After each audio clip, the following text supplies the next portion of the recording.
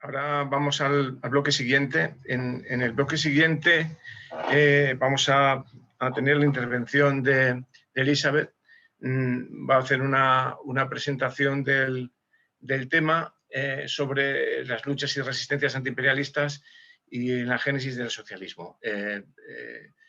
Sabéis que Elizabeth es venezolana y posiblemente nos va a dar un punto de vista muy interesante, muy potente de sus puntos de vista sobre esta situación, tanto en las luchas como en la construcción del socialismo. Es uno de los lugares del mundo donde está candente esa situación. Elizabeth, muchas gracias. Bueno, muchas gracias por darme esta oportunidad en un tema que para mí es vital.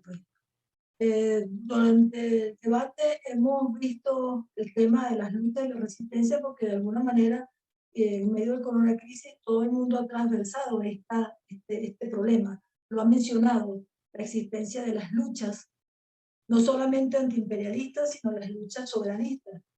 Y en muchos momentos hemos tratado estas resistencias de carácter más defensivo que se diferencian de aquellas corrientes anticapitalistas que simultáneamente están construyendo proyectos alternativos, revolucionarios, que nos llevan a lo que sería la construcción o la génesis del socialismo.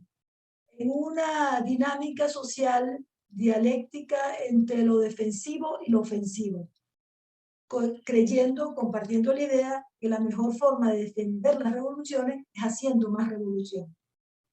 Se trata de que nosotros entendamos entonces cómo se ha ido dando un paso más allá de comprender que la respuesta de los pueblos a esa crisis global de reorganización del capitalismo abre posibilidades de respuesta, de crear nuevas formas orgánicas para responder a ese control social, a ese sometimiento, a esa sobreexplotación, la discriminación y la exclusión creciente. Entonces, ¿en qué momento se encuentran esas respuestas de los pueblos?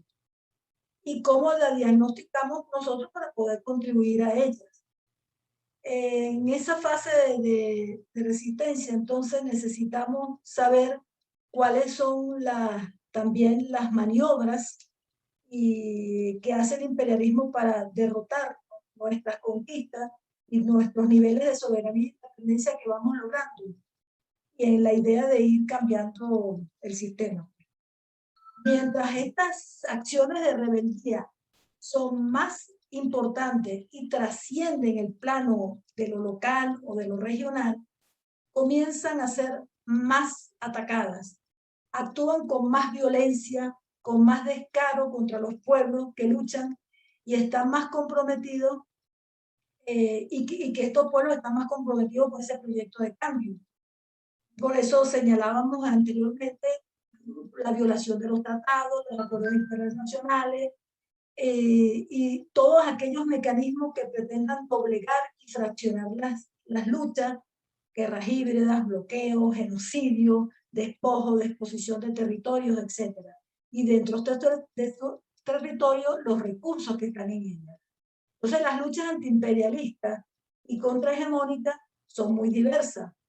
Van desde, bueno, netamente contrahegemónica, donde Estados-nación defienden la multilateralidad y una nueva geopolítica mundial, y que en este momento están liderados por China y Rusia y en alguna medida por Irán, aunque este último tiene un componente antiimperialista. Pero la característica de este grupo es que estas luchas no están planteadas un cambio sistémico en el modo de producción capitalista. Se encuentra, por lo menos por ahora, se encuentra dentro del desarrollo capitalista. Después conseguimos las luchas que están promovidas, direccionadas por movimientos sociales articulados o no a los estados-nación donde pertenecen, porque muchos no tienen ni siquiera la representación del Estado, se están luchando contra los estados ahí, pero que aparecen destacados como el Frente de Liberación de Palestina, organizaciones como Hezbollah, que tiene una gran influencia en la región, el Frente Polisario de Sahara Occidental y guerras abiertas de enfrentamiento como la que están llevando Yemen y Siria, que son muy importantes porque de alguna manera son derrotas que está recibiendo el imperialismo norteamericano. En América Latina nosotros observamos algunas importantes como Cuba, Venezuela, Nicaragua, donde existe una unidad entre gobierno y pueblo organizado, aunque con grandes diferencias entre los países, y es importante también reconocer aquí el papel de Bolivia, que si bien tiene otras características, pero tiene una masa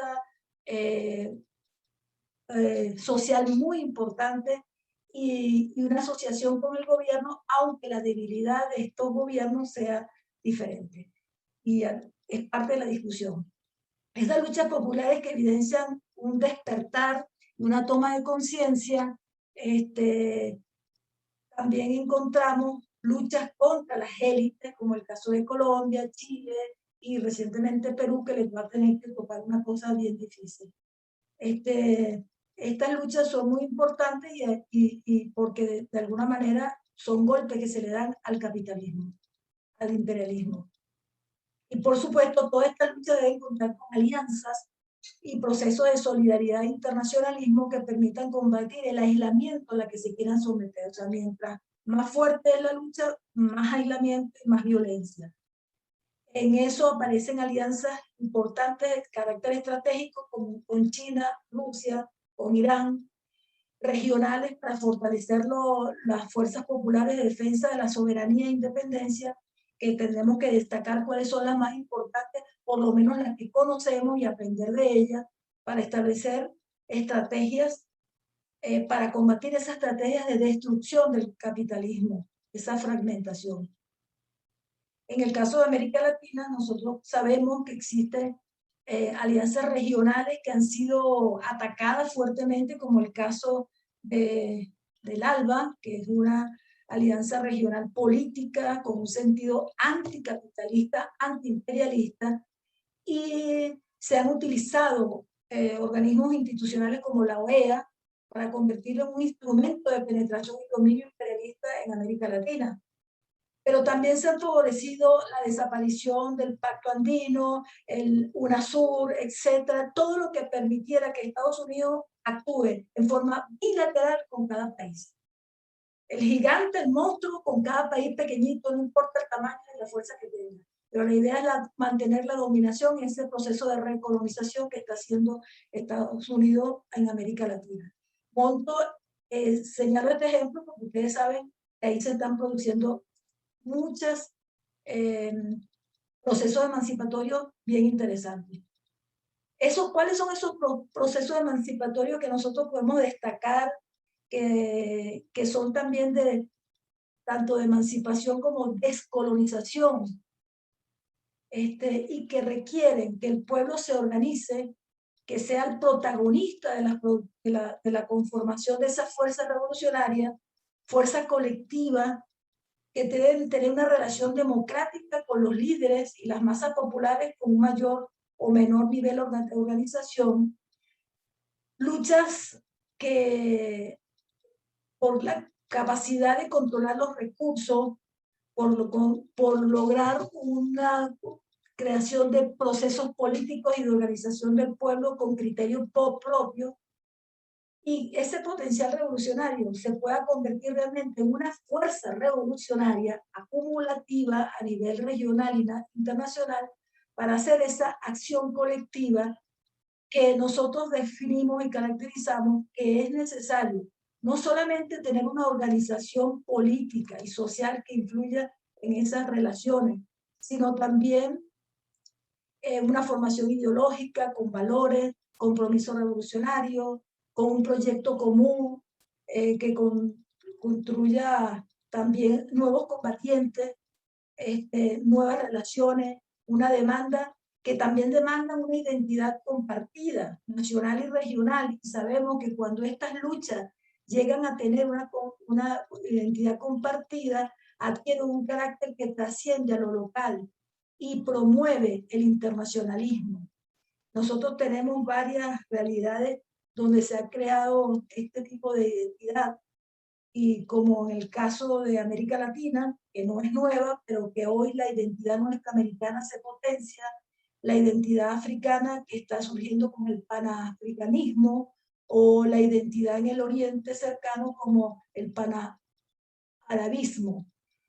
Y esta fuerza, por supuesto, desarrollan capacidades, se basan en la valoración de su propia historia de lucha y de los pueblos y el respeto a la diversidad histórica y cultural. Para poder apoyarlo tenemos que entender que esas identidades son múltiples, pero que el componente cultural es fundamental en las identidades. ¿Dónde se están desarrollando estas dinámicas y cómo? Primero, que las dinámicas nuevas de creación de lo nuevo son experiencias socioproductivas, experiencias políticas, porque son de gobierno, también cómo se establecen los gobiernos comunales, los gobiernos locales, nacionales, pero también hay experiencias que en estos días aprendimos, comunicacionales. Cómo compartimos y cómo nos comunicamos entre los iguales, entre nosotros para combatir esa manipulación mediática y esa obstrucción de que pueda haber el contacto social entre los que estamos luchando por una misma causa de la construcción del socialismo. Entonces eso se da a través de varios procesos. El proceso más muy importante que queremos destacar es el proceso ese destituyente, constituyente, constituido, que las fuerzas sociales asumen que tienen que acabar con el status quo en un proceso dinámico, manteniendo el status quo, pero creando procesos constituyentes que van generando nuevas fuerzas creadoras de transformaciones sistémicas al sistema sociopolítico, económico, cultural, y que una de sus características es que tiene que ser profundamente democrático, pero democrático revolucionario, y que debe tener un cambio fundamental en las dinámicas de la relación entre el Estado o gobierno con el pueblo.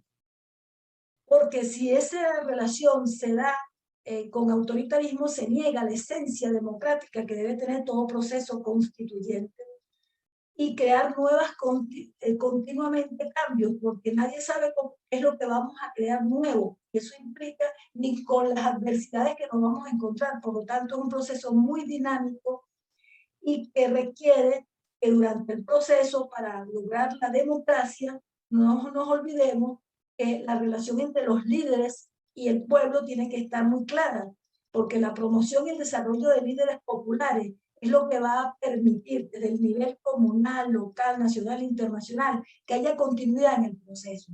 Si no se orienta la organización popular, se amplía la participación en la lucha desde las comunidades y los pueblos en distintos niveles geográficos, es muy difícil que se le dé continuidad y capacidad para ir respondiendo a las nuevas amenazas. Finalmente, nosotros queríamos señalar que actualmente se están produciendo movimientos insurgentes y ante la recolonización por parte de las corporaciones que están derivando en una nueva política, tanto para el capitalismo como para los que combaten, y se enfrentan en esas guerras híbridas, agresiones, manipulaciones, grandes centros de poder económico y que promueven y ejecutan la guerra, como es Estados Unidos, Europa y demás aliados. Por eso es muy importante que nosotros entendamos que las luchas emancipatorias de igualdad y de justicia social tienen siempre un horizonte de paz. Nosotros tenemos que luchar por la paz. Y en América Latina, que nosotros habíamos declarado que es un territorio de paz, hoy se ha convertido en un territorio de guerra de todos los tipos híbridos que hay. Yo sé que hay muchos ejemplos de lucha, de conformación de estas nuevas formas orgánicas, pero preferimos dejarla para el debate. Y discúlpeme. Listo. Muy bien, Elizabeth, muchísimas gracias por tu intervención y sobre todo por atenerte al tiempo, porque has estado en 10 minutos justos el tiempo que habíamos asignado, lo cual es prodigioso. Ahora mismo tenemos algunas palabras pedidas, tenemos a Ángeles. Ángeles. Sí, bueno, más que palabra es por completar un poco este apartado, ¿no? de las luchas y resistencia, porque como ha dicho Elizabeth. Hemos tratado de concentrarlo todo mucho y entonces han quedado algunos flecos, ¿no?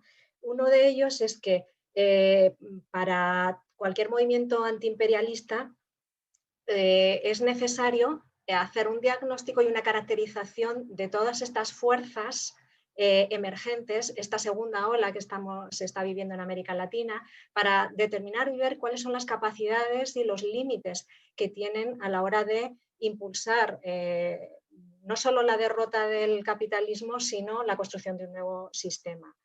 Y en esa caracterización y en ese diagnóstico nosotros habíamos señalado también la importancia de encontrar cuáles son los elementos de esas luchas que resultan incompatibles con el capitalismo y por tanto con el imperialismo. Y dentro de esos elementos nosotros señalábamos que el tema de la soberanía y la independencia es fundamental.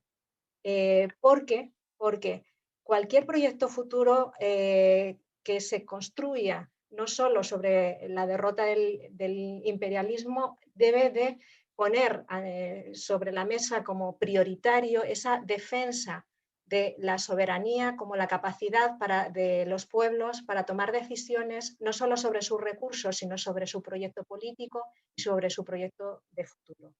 Así que el tema de la independencia y la soberanía nos parecen que son esos dos elementos.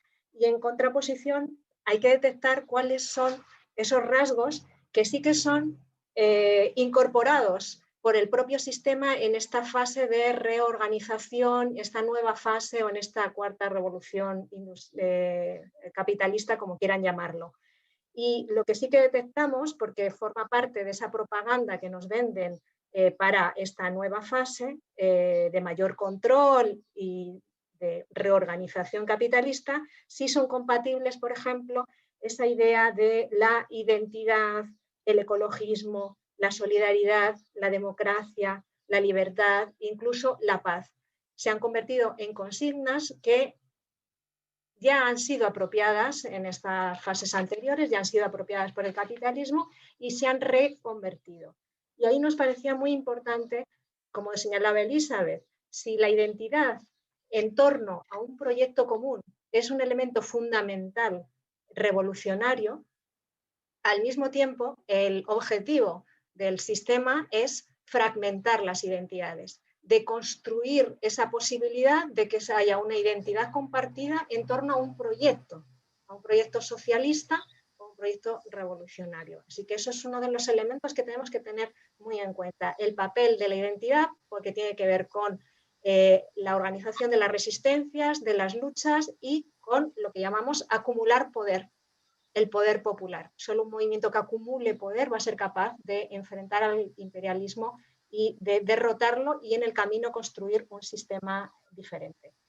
Y finalmente, el tema de, como nos explicaba Joaquín y también señalabais en intervenciones anteriores, todos los documentos que hay señalan la gran importancia que se está dando a la estabilidad y que estas medidas que se van a tomar implican mayor control, mayor sometimiento y mayor explotación. Por lo tanto, el nivel de sufrimiento de las poblaciones en general de todo el mundo va a subir, va a aumentar de grado. Por lo tanto, la gran preocupación ahora mismo del sistema es cómo controlar el caos. Ese control del caos, ese control de los posibles estallidos sociales es una de las grandes preocupaciones del sistema que pueda permitir, según sus propios consignas, parar este proceso, ¿no? Necesario, que se debe hacer en muy poco tiempo. También lo señalaba Joaquín, es muy importante para el sistema, dentro también de esta política del caos, como decía José Carlos antes, ¿no? de aplicarlo en el menor tiempo posible para sacar fuera de juego la posibilidad de que se construya un sujeto popular revolucionario. Para cualquier movimiento como el nuestro, es fundamental centrar la atención en cómo organizar ese caos, cómo organizarlo para que se convierta realmente en un poder popular capaz de enfrentarse al sistema. Y bueno, nada más, lo dejo ahí. Muchas gracias, Ángeles. Pues no tenemos que yo vea palabras pedidas por aquí. A mí se me ocurre hacer una pregunta para Elizabeth o para Ángeles, quien mejor pueda responder. En este ámbito de las luchas y las resistencias estamos observando algunos procesos de sindicación de luchas, ¿no? de unión de luchas a veces más homogéneas, a veces menos heterogéneas, ¿no? Vemos muy claramente el apoyo mutuo que se prestan entre Cuba, Venezuela, Nicaragua y hay elementos muy concretos ahí de apoyo bien articulado, pero en un plano mucho más heterogéneo vemos también la relación que establece Irán con Venezuela en toda la crisis del petróleo y cómo burla en algunos casos todos los elementos de bloqueo del comercio de Estados Unidos, ¿no? Y hace llegar petroleros y vemos también como incluso en un salto al vacío más complicado hasta cómo Venezuela trata de mantener relaciones con países como Turquía y cosas así, ¿no? Entonces, quiero decir, ¿hasta qué punto esos procesos de sindicación de luchas, de establecimiento de alianzas, aunque sean parciales, aunque sean regionales, aunque sean en ámbitos muy restringidos, son un elemento importante para la lucha contra el imperialismo, ¿no? No sé si podéis desarrollar un poquito el tema.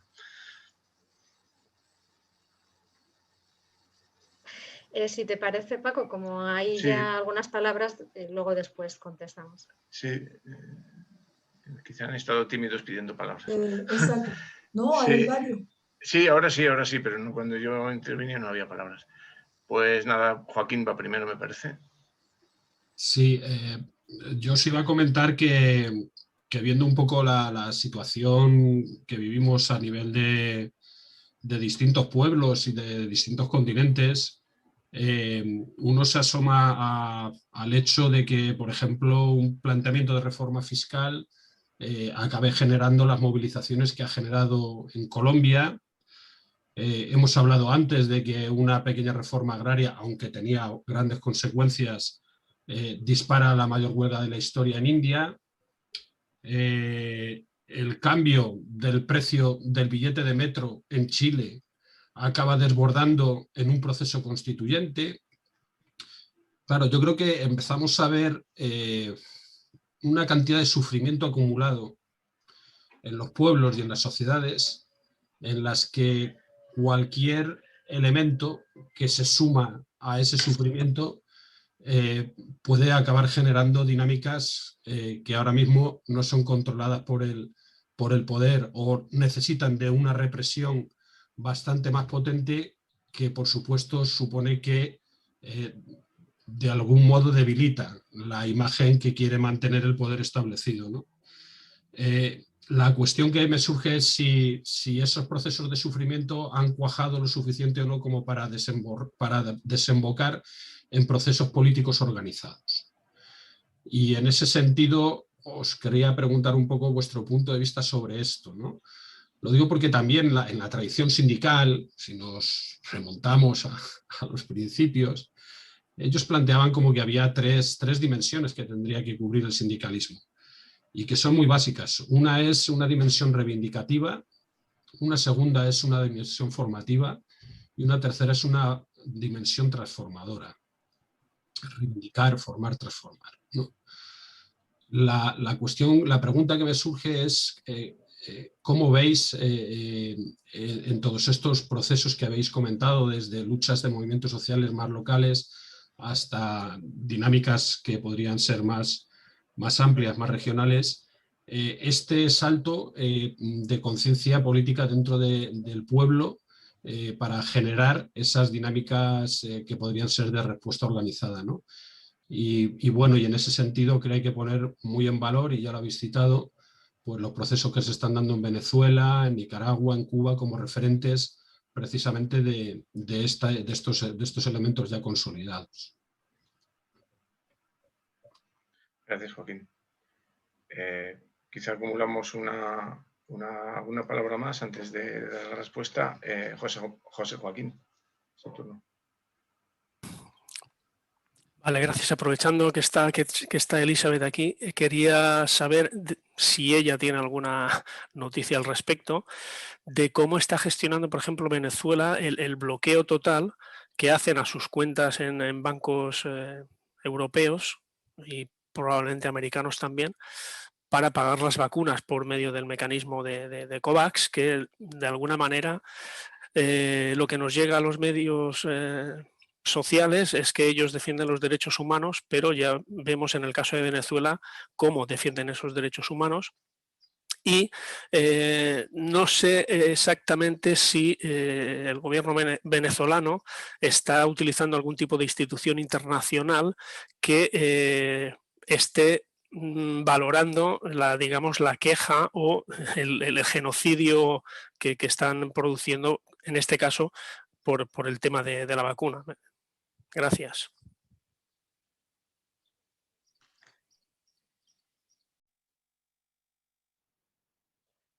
¿Contestamos, Paco?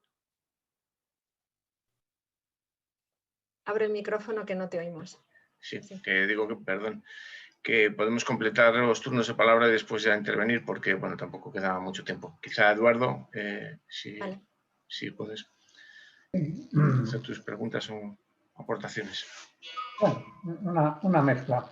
Por un lado, ya lo hemos mencionado alguna vez, ¿no?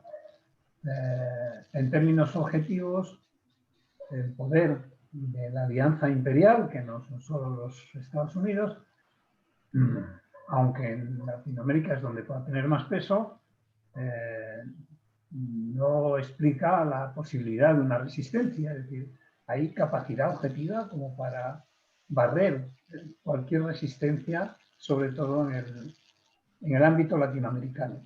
Sin embargo, la resistencia construye la posibilidad de resistir y vence esa situación.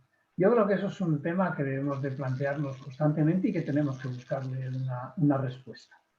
Todo parece indicar, y es un poco por donde va el tema, que esa capacidad de vencer lo imposible, de superar lo imposible, radica en la organización popular. Además de más cosas, ¿no? Pero hay una raíz fundamental. Siempre vemos pueblos movilizados, pueblos organizados. La acción de gobierno se apoya en la capacidad de resistir del pueblo. Sería imposible que ningún país con cercos como los que tiene Cuba o como los que tiene Venezuela podría resistir si no resiste el pueblo, por mucho que resista el Estado y que resista el gobierno, que quien tiene que resistir de verdad es la gente. Eso es lo que le permite. Y además podemos detectar también que esa resistencia está directamente vinculada a su capacidad de organización y en muchos casos a su capacidad de autoorganización. Cuando se habla de procesos de recolonización, estamos hablando precisamente de destruir todas las bases de la soberanía y la independencia. A eso, cuando un país está colonizado es porque no tiene ninguna capacidad de decisión. Y ese es el proceso en que está embarcado en estos momentos Estados Unidos, sobre todo sobre América Latina. Es decir, eliminar cualquier capacidad de decisión de aquellos entes que no controla y que no domina, que no tiene sometido ya de antemano. A mí me parece que ese es un proceso que vincula todos esos elementos que nosotros debemos utilizar para hacer un diagnóstico de la situación de las resistencias. Cómo es posible de traspasar lo imposible, de cómo se construye organización popular y de cómo es capaz de dotarse de una capacidad de decisión que le permite organizarse y que le permite transformar la realidad, que es lo que le da fuerza para continuar. Esa capacidad para transformar, para cambiar las cosas, tiene un componente político, ideológico esencial. Eso no se construye con voluntad, se construye con una base política, se construye con unos principios ideológicos y se construye con una capacidad de organización, organizativa. Eso requiere además un trabajo muy preciso de sincronía con los poderes institucionales, con cualquiera de los poderes institucionales. Yo creo que en Cuba ha dado ejemplo de esto durante muchos años y en este momento Venezuela está dando un ejemplo de cómo puede sobrevivir, cómo puede incluso avanzar en muchos temas con una presión como la que puede ejercer una potencia como los Estados Unidos, a base de creación de esas estructuras de poder popular que le permiten resistir ese tipo de agresiones. Y todo eso creo que está vinculado con la paz. Y se ha explicado desde primeras horas de esta mañana que la guerra es el instrumento fundamental de dominación. La guerra en todas sus dimensiones. Por eso, la guerra contra Venezuela es una guerra multifuncional, donde hay muchos factores implicados. Bien, la respuesta es la paz, el esfuerzo por la paz. Ahora bien, la paz no se puede entregar. La paz no es algo que se pueda ceder a otros. La paz hay que construirla cada uno mismo. Y hay que construirla defendiéndola con los recursos que sean necesarios. Y si es necesario, el recurso de la violencia. De la violencia necesaria para defender la paz. Yo creo que eso es algo que debemos de tener claro y debemos de manejar para no crear visiones de estas un poco hippies, ¿no? de flores y de bonanza y de demás, porque lo que está en juego es la vida y el sufrimiento de la gente. Y la vida y el sufrimiento de la gente, como decía Camilo Torres, no solo se defiende rezando, hay que luchar y no es un mundo pacífico, es un mundo violento, y en la medida en que seamos capaces de organizar la defensa en todos los espacios y en todos los ámbitos, las resistencias florecerán y seremos capaces de construir otro tipo de mundo. Y para terminar, también quería decir que no es posible la liberación pueblo a pueblo. A mi modo de ver, y tal y como lo entiendo, no es posible la liberación pueblo a pueblo. Es posible la resistencia, pero no es posible derrotar al imperialismo. Y si no entendemos eso, no entenderemos la necesidad imperiosa, no solo a escala popular, no solo a escala estatal, sino de organizarnos a escala internacional. Es tan imperioso como la propia resistencia. Y yo creo que ahí están las claves de mucho de lo que habéis estado planteando en esta exposición. Muy bien, Eduardo, muchas gracias. Vamos a por Manolo y después ya ha pedido la palabra a Elizabeth y hay una palabra más de Luis y bueno, seguramente hay espacio para algo más y para cerrar el tema. Entonces, Manolo. Gracias, dale. Paco. Y gracias a todos los que estáis interviniendo por estas interesantes aportaciones. La intervención de Eduardo me ha abierto la puerta a un detalle que quería trasladaros y es en relación con el tema de la paz armada, la organización popular por la búsqueda de la paz, etc.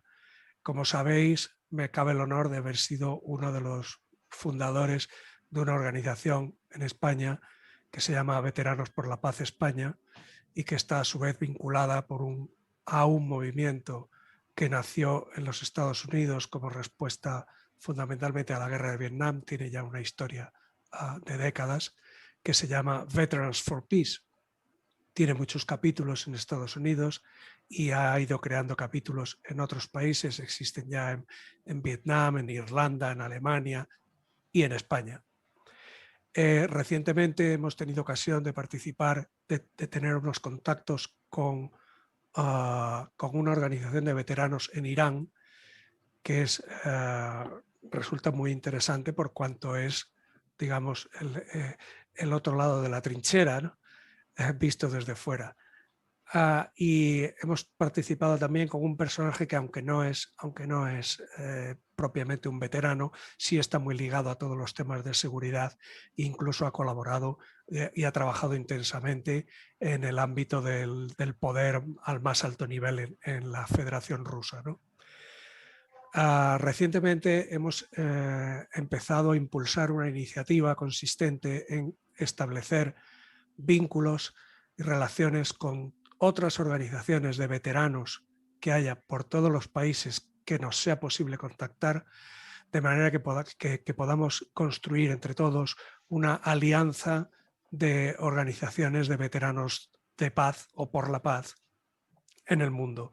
Es una iniciativa muy incipiente, muy joven, estamos dando los primeros pasos, va a ser complicado y complejo, pero consideramos que es una iniciativa que tiene un potencial muy grande de cara a enfrentar y a contestar los argumentos que generalmente utiliza el imperialismo para defender sus posiciones belicistas y sus posiciones, en fin, de mantener la imposición por la fuerza, ¿no?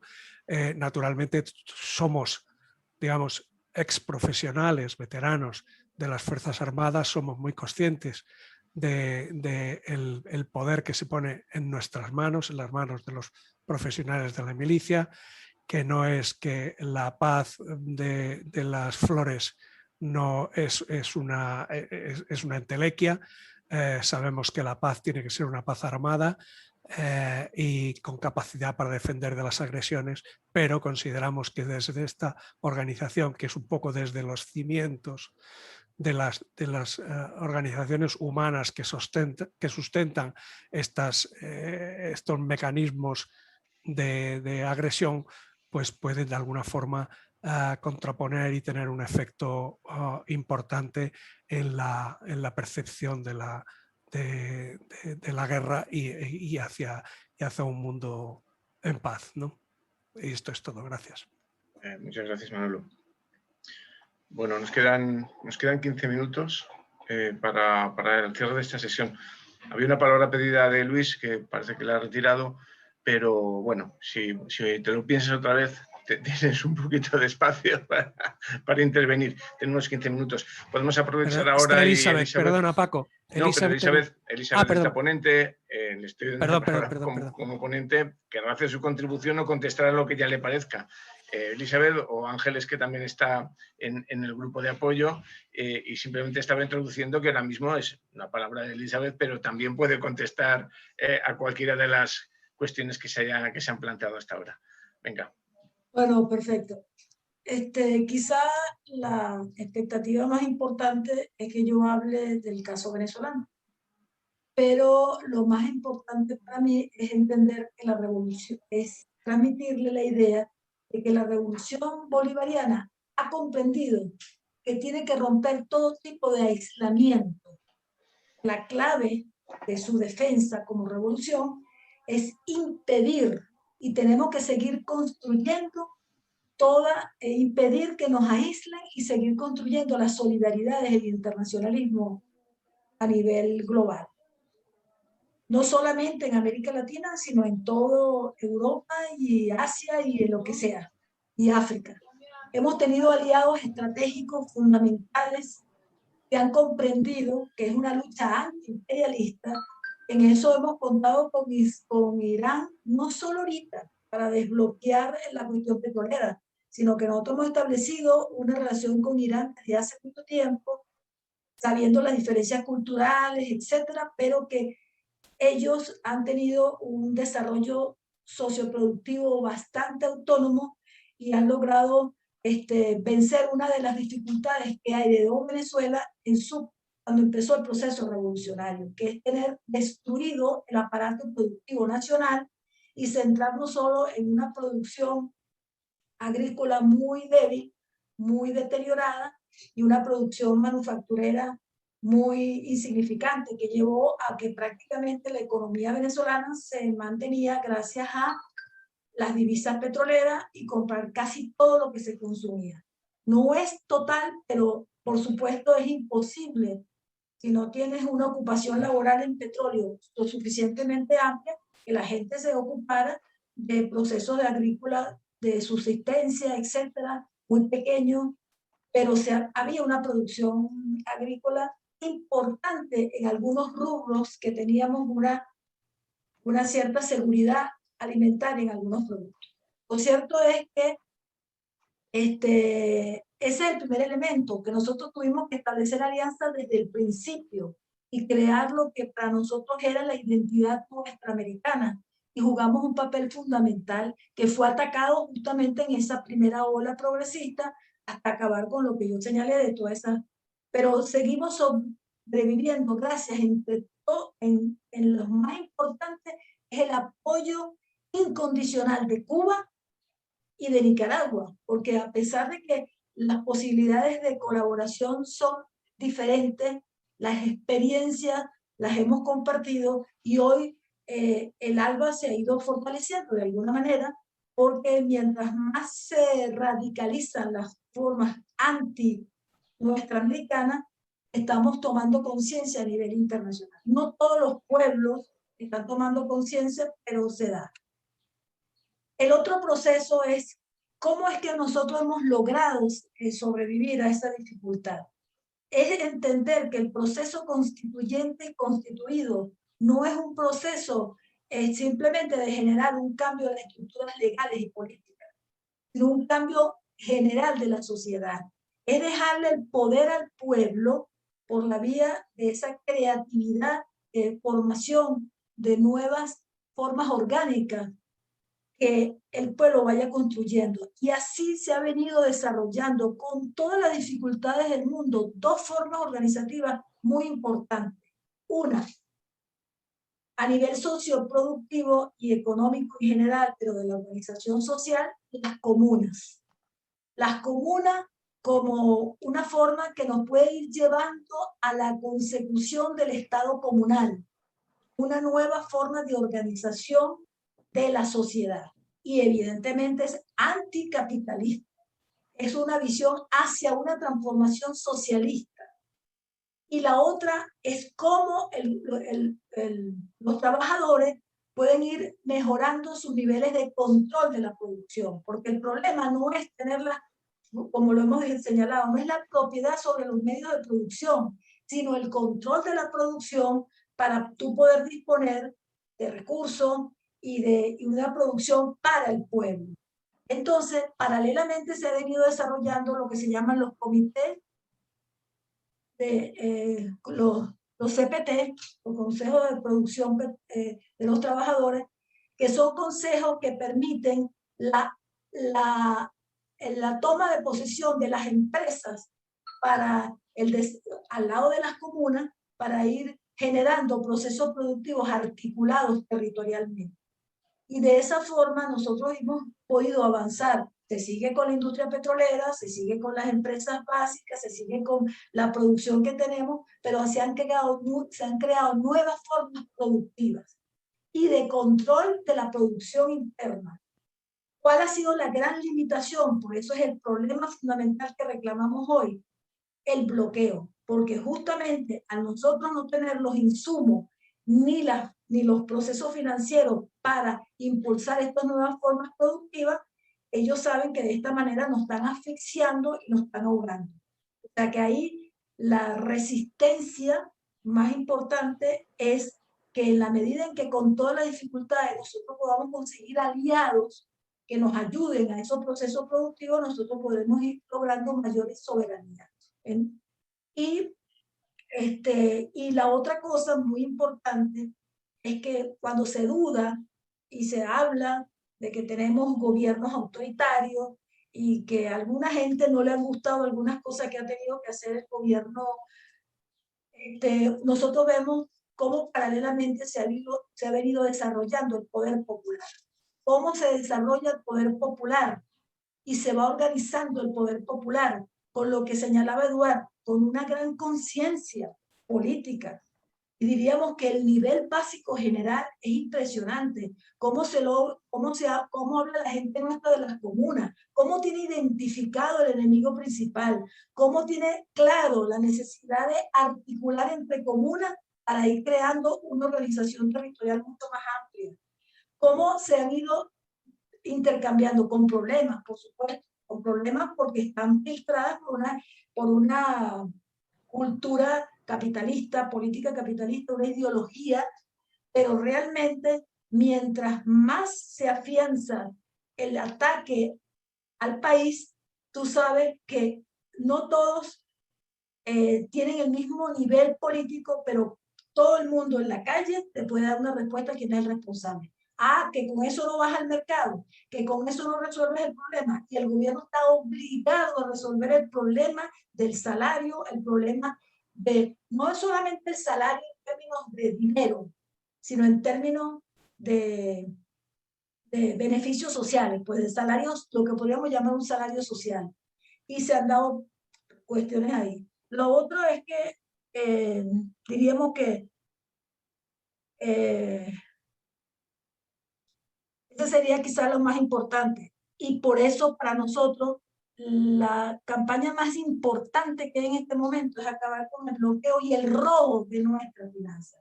Y en eso no te puedo contestar con exactitud, José Joaquín, pero hemos hecho todo lo posible para que nos devuelvan el dinero. Pero la decisión, y se han dado decisiones, y se han puesto en duda, se han echado para atrás decisiones, sobre todo en el Reino Unido, pero sabemos que esas son decisiones políticas de Estado. Y lo que no contamos nosotros en este momento es que el Reino Unido más que nunca se ha plegado al imperialismo norteamericano. Entonces, como se ha convertido en un aliado fundamental, nosotros tenemos poca expectativa, a pesar de las contradicciones que hoy se están suscitando en el Reino Unido. El caso de Portugal, sabemos la situación de Portugal, la situación de dependencia y de sumisión que tiene dentro de la Unión Europea. Entonces yo diría que a nosotros nos gustaría que se supiera que no solamente nosotros tenemos una organización para resistir y para construir socialismo como lo tiene Cuba, como lo tiene Nicaragua, con las diferencias, o como lo comenzó a construir y lo sigue construyendo Bolivia, que tendrá que rescatar Ecuador, etcétera, sino que en otras latitudes, como en la India justamente, se están construyendo comunas con la misma visión de democracia socialista, está definida así. O sea, nosotros podemos ver que no estamos solos en la creación de una alternativa socialista. Y bueno, tendremos oportunidades de decir cuáles son los múltiples inconvenientes que tenemos que superar. Muy bien, Elizabeth, muchísimas gracias. Ángeles, Sí. No sé si querías subrayar algo. Tenemos 5 minutos y una palabra pedida. Ya, bueno, pero sí que me gustaría, como parte de este bloque, el contestar las cosas que se han quedado. ¿Parece? Sí, disculpa, es que nosotros breve, trabajamos conjuntamente.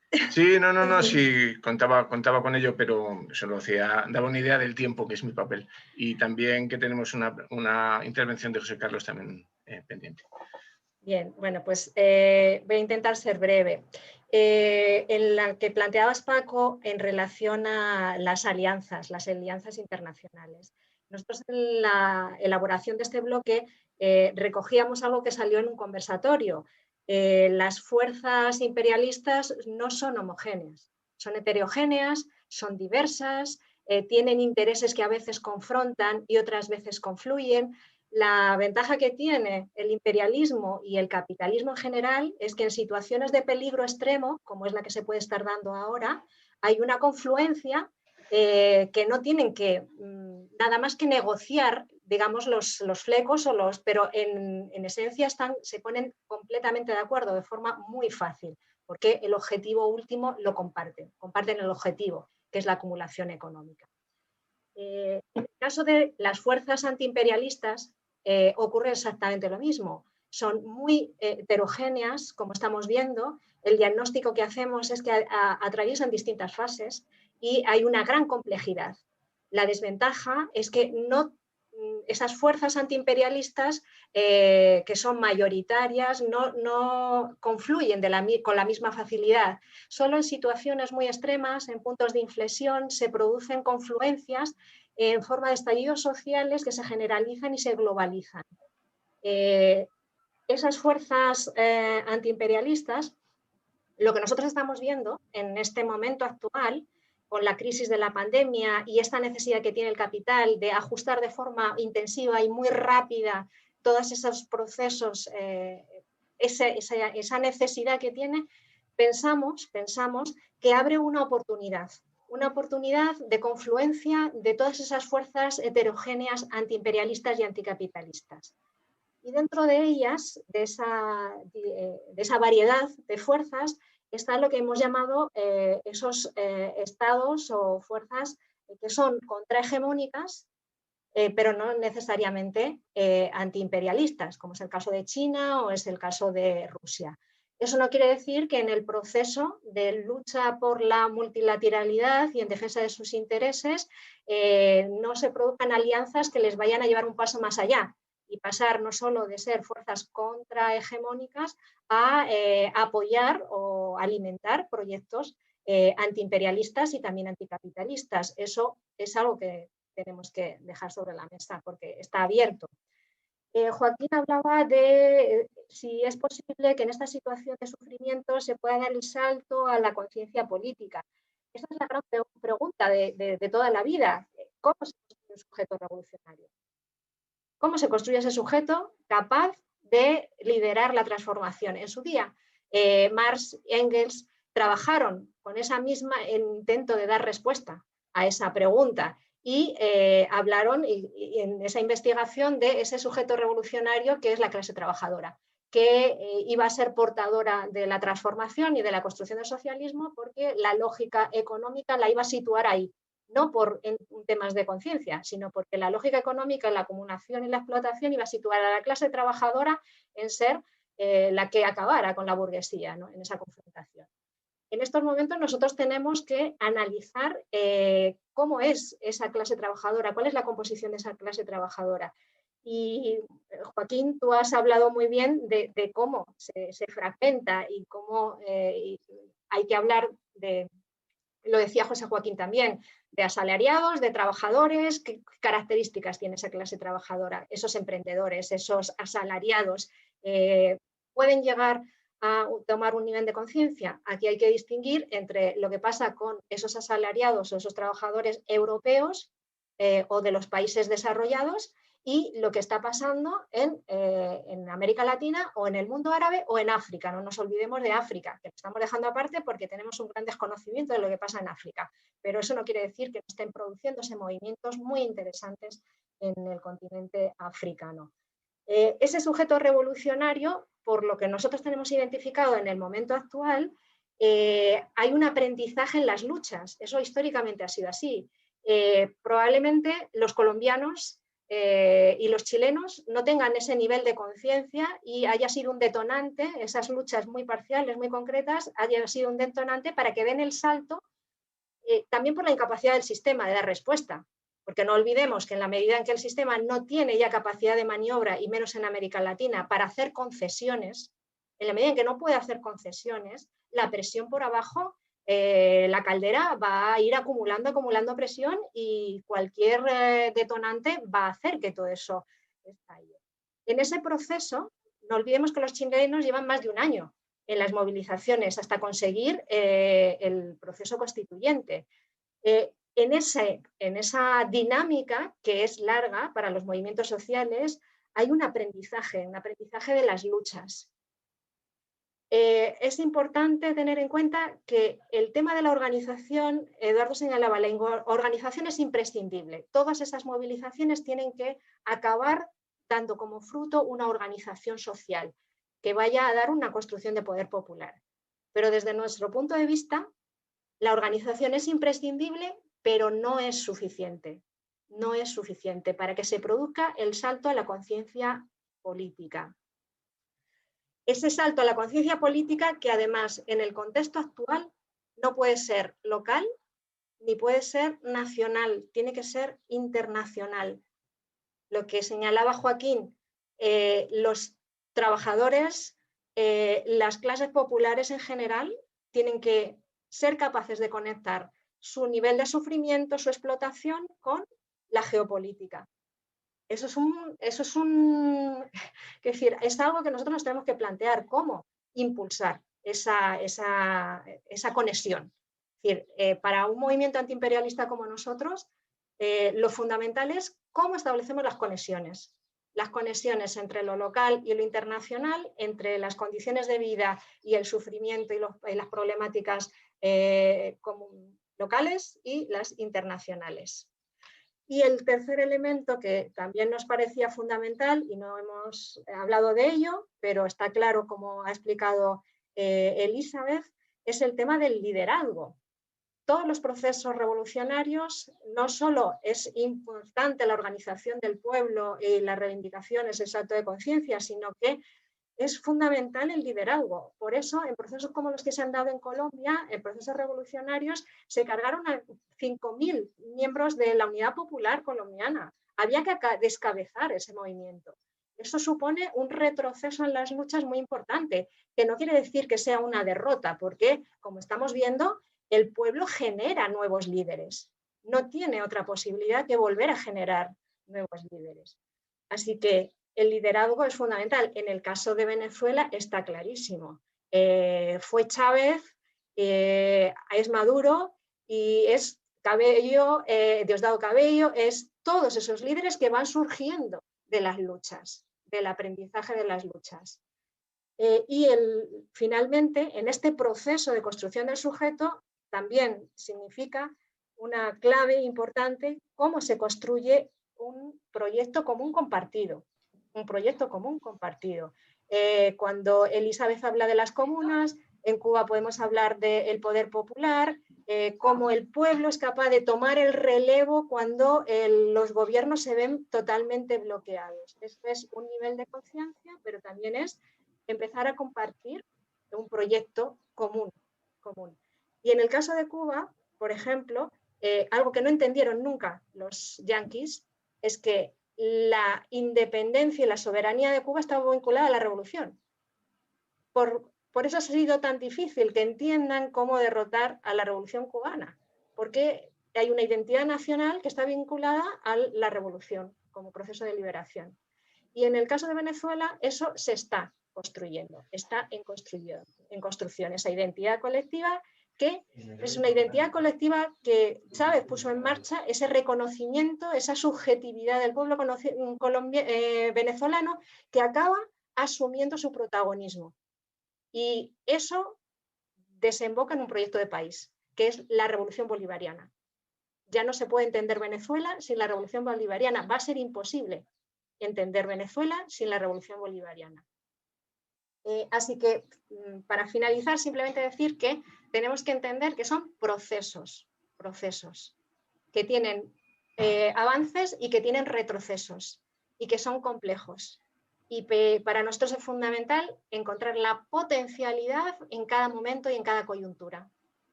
Muy bien, Ángeles. Muchas gracias.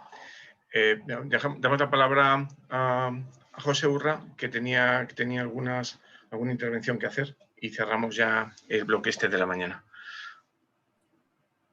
Gracias. Yo quería retomar el tema de lo que había planteado Manuel sobre la paz armada, porque creo que es importante que la juventud y la gente que está en lucha asuma que la lucha no es una cosa temporal o de un momento, de una crisis o de un caos, sino que es una cosa constante y continua. Y creo que el tema de la lucha y de la guerra es importante. Y cito un poco a Samir Amin, porque Samir Amin tiene una propuesta de desconexión, que es el concepto de desconectarse del sistema del orden mundial del capitalismo. Y una de las cosas que plantea es que tiene que haber una organización que enfrente rotundamente a la lucha por el desarme mundial. Y eso, por supuesto, lleva a rearmar a los pueblos, no solamente rearmarlos con armas, sino también ideológicamente. de ahí quiero saltar el ejemplo de Cuba, porque Cuba no tiene una actividad de solidaridad e internacionalismo puramente caritativa en África o en Latinoamérica, o no sencillamente creó becas para que la gente estudiara en Cuba de gratis, sino que es un arma de lucha que se constituyó dentro de la revolución y que además desembocó de forma histórica en la alianza estrecha con Venezuela, en la cual ayudó y contribuyó a fundar bases inéditas que se están dando ahora en Venezuela, que incluso ya no existen en Cuba, pero con un interesante intercambio en el cual, por ejemplo, en Venezuela se entendió claramente la importancia de las Fuerzas Armadas y el tema de la guerra como parte de la revolución y como parte del proceso de democratización de la revolución. Entonces, esos aspectos son importantes porque además no son ejemplos de abordaje de problemas aislados, sino que es un abordaje integral en el cual se integra todo el tema regional, económico, etcétera, que refuerza un poco la idea de lo que estaba diciendo Eduardo, que sí puede resistir individualmente como pueblo, pero no puede construir una alternativa y luchar y hacer ofensiva al imperialismo sin alianzas regionales. Entonces, dentro de ese proceso se da todo un movimiento que creo que cumple bastante con las premisas que estaba planteando Samir Amin sobre cómo desconectarse o desacoplarse del orden mundial. Y tiene que ver con el ALBA, tiene que ver con los nuevos sistemas de Latinoamérica de intercambio, de consolidación, que también se da también con Brasil en determinados momentos. Entender esa dimensión geopolítica de la lucha que pasa por el tema de las comunas y por el tema del poder popular hasta el tema global y el tema del internacionalismo es fundamental, porque si no nos quedamos en lo mismo, en las reivindicaciones hippies y revoluciones de colores, que pueden tener intenciones, pueden partir de intenciones y sentimientos, ¿sabes?, puros humanos, pero no desembocan en una organización y en una ideología que tenga la capacidad de enfrentar integralmente los problemas, como los ejemplos estos que estamos hablando de Venezuela, de Cuba. Seguro que hay muchos más, pero estos son los que conozco más o menos de primera mano. Muchas gracias, José. Tenemos también una última palabra de Matías, que se me había olvidado a mí, estamos en el chat. Matías, por favor. Buenas. Le quería preguntar a Elizabeth, que me ha gustado mucho tu intervención, y me estaba preguntando sobre tu opinión sobre el impacto que pueda tener si se confirma el triunfo de Castillo en Perú, en este proceso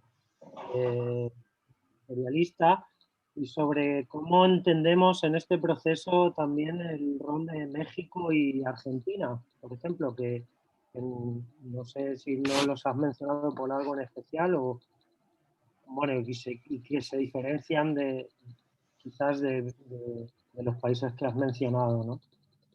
Nada más eso. Muchas gracias, Matías. Bueno, Elizabeth. respondo rápidamente. Parecería que estamos en una nueva ola de asunción de gobiernos progresistas. En el caso de Perú, definido como socialista, que es una cosa impresionante, porque salió de la nada, prácticamente con un apoyo mínimo y de un sector campesino. Él es maestro, pero llegó a conquistar el triunfo en unas elecciones que no significa que nadie tiene la mayoría, sino que tendría un gobierno muy difícil. Pero indudablemente que hoy todavía a estas alturas está en duda que si reconocen o no el gobierno. ¿Por qué? Porque ya la OEA se montó para volver a hacer lo mismo que hizo en Bolivia, que le resultó. Entonces, eso significa que para el imperialismo esa es una derrota demasiado importante. Es tan grave que pueda ascender al poder Castillo, que ya todas las alarmas se pusieron y eso significa que probablemente no gobierne, pero habrá un movimiento popular que va a comenzar a resistir. Porque Perú dijo al igual que los demás países latinoamericanos, ya no soportamos más. O sea, hay un despertar y un movimiento que tiene cierto nivel de organización importante. Entonces yo considero que todo eso es importante, así como los demás gobiernos que ya han fijado posición. Esperamos que se termine de destruir el bendito Grupo de Lima, que ya no queda mucha gente ahí, pero las maniobras que ha hecho desde la OEA, Estados Unidos, porque es el que decide lo que se hace, están comenzando a quebrarse, se está quebrando la unidad. Y eso me parece bien importante. En el caso de Argentina, nosotros podríamos decir que la penetración, la unidad nuestra americana que se ha generado en Argentina fundamentalmente, a diferencia del pasado, que era como que si hubiesen dos Américas del sur, eso quedó, se quedó en el pueblo, y las consignas de nuestra América están defendidas tanto en Argentina como en Venezuela, por decirlo así. Es impresionante cómo se ha ido creando esa llama que ha creado ese pensamiento colectivo, esa identidad colectiva, que es uno de los elementos que te señalaba claramente Ángeles como fundamentales para conseguir la unidad de los pueblos en la lucha. El gobierno es un gobierno progresista con duda, pero de todos modos, a nosotros lo que nos importa es las organizaciones populares. Y en esos pueblos existe organización popular, como también le existe en Brasil, y en casi todos los pueblos de Latinoamérica se está dando un proceso de despertar y de organización popular, que va a ser muy importante en los años por venir. Muchísimas gracias, Elizabeth, y muchísimas gracias a todos por la participación. Ha sido una mañana muy intensa y yo creo que nos merecemos un descanso.